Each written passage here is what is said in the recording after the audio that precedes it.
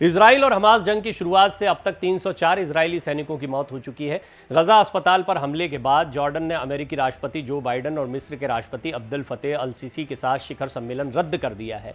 अमेरिकी राष्ट्रपति बुधवार तड़के इजराइल के लिए रवाना हुए। गजा हॉस्पिटल हमले के बाद बाइडेन की जॉर्डन यात्रा भी रद्द हो गई है। यूएन चीफ एंटोनियो गुतेरेस गुरुवार को मिडिल ईस्ट दौरे पर जा रहे हैं। वो इस इलाके के सभी देशों के प्रमुखों के साथ इजराइल हमास जंग को रोकने के लिए सीधी बातचीत करेंगे। इजराइल के मिलिट्री चीफ हेलेवी ने ईरान के समर्थन वाले हिजबुल्लाह ग्रुप को वार्निंग दी है। वीडियो मैसेज में चीफ ऑफ स्टाफ ने कहा है कि अगर हिजबुल्लाह ने हमले की गलती की तो सिर्फ एक चीज होगी, तबाही, तबाही और सिर्फ तबाही। इजराइल से 286 भारतीयों और 18 नेपाली नागरिकों को लेकर 5वीं फ्लाइट भी देर रात दिल्ली पहुंच गई।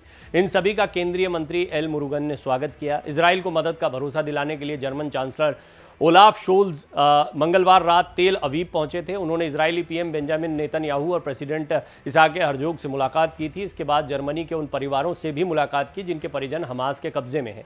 जर्मन चांसलर ओलाफ स्कोल्ज मिस्र जाने के लिए रवाना होने वाले ही थे कि तभी तेल अवीव में सायरन अलर्ट हुआ। इसके बाद स्कोल्ज को विमान से बाहर निकाला गया और तेल अवीव एयरपोर्ट पर बने बॉम्ब शेल्टर में ले जाया गया। गजा के लोग अब सिर्फ जिंदा बचने की कोशिश कर रहे हैं। ज्यादातर लोगों के पास घर नहीं है, वो गलियों में रात गुजार रहे हैं। वाटर सप्लाई करीब करीब बंद हो चुकी है। लोगों के पास पैसे तो हैं लेकिन न ही बेकरीज और दुकानों में सामान बचा है। फ्रांस ने पहली बार हमास के हमले में मारे गए लोगों की तादाद बताई है। उसके मुताबिक 21 फ्रांसीसी नागरिक भी मारे गए हैं और 11 लापता हैं। इनमें से ज्यादातर के हमास के बंधक होने की आशंका है। सऊदी अरब के अखबार द नेशनल ने कहा है कि फ्रांस के राष्ट्रपति इमैनुअल मैक्रों बहुत जल्द इजराइल दौरे पर जा सकते हैं। वहीं मैक्रों ने कहा बंधकों को छुड़ाने के लिए बहुत गंभीर राजनयिक प्रयास किए जा रहे हैं। फिलिस्तीन की हेल्थ मिनिस्ट्री ने आम लोगों के लिए अपील जारी की है। कहा अगर आपके पास 1 लीटर डीजल भी है तो अस्पताल जाकर डोनेट कर दें। यहाँ जनरेटर चलाने के लिए इसकी बेहद ज़रूरत है। हो सकता है कि आपकी मदद से किसी इंसान की जान बचाई जा सके। इजरायली सेना ने कहा कि उसने हमास के कमांडर अयमान नोफाल को मार गिराया है। खुद हमास ने भी नोफाल के मारे जाने की पुष्टि की है। नोफाल ने इजरायली सेना और आम लोगों पर कई हमलों को अंजाम दिया। 2006 में इजरायली सैनिक गिलाड शालित को किडनैप किया गया था। नोफाल इसका मास्टरमाइंड था। अब तक हमास के कुल 7 बड़े कमांडर मारे गए हैं।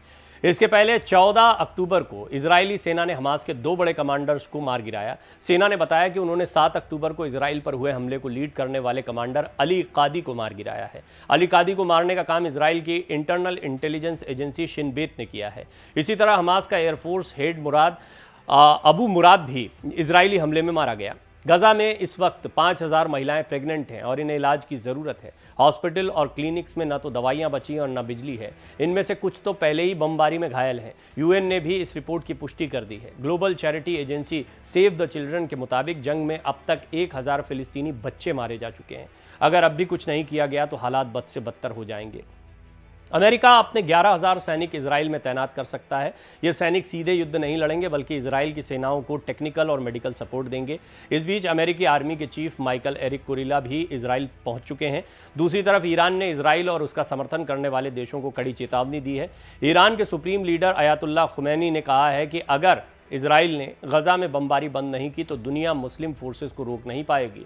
हमास मिलिट्री के प्रवक्ता अबू उबैदा ने कहा कि उनकी कैद में 200 से 250 नागरिक हैं।